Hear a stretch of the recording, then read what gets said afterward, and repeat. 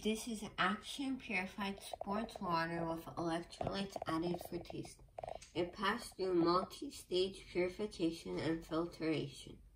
It is supposed to have a 9.5 pH balance.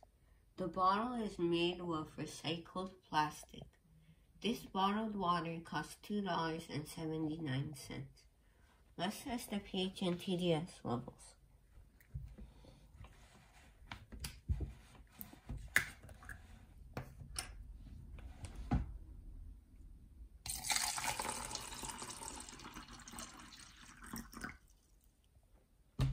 Because the bottle is too large, I'm going to pour water from the TDS cup to the pH cup.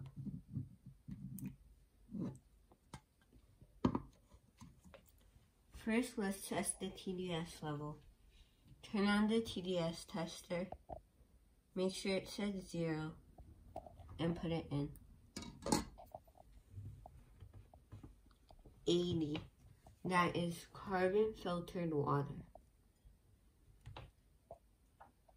Now, let's test the pH level.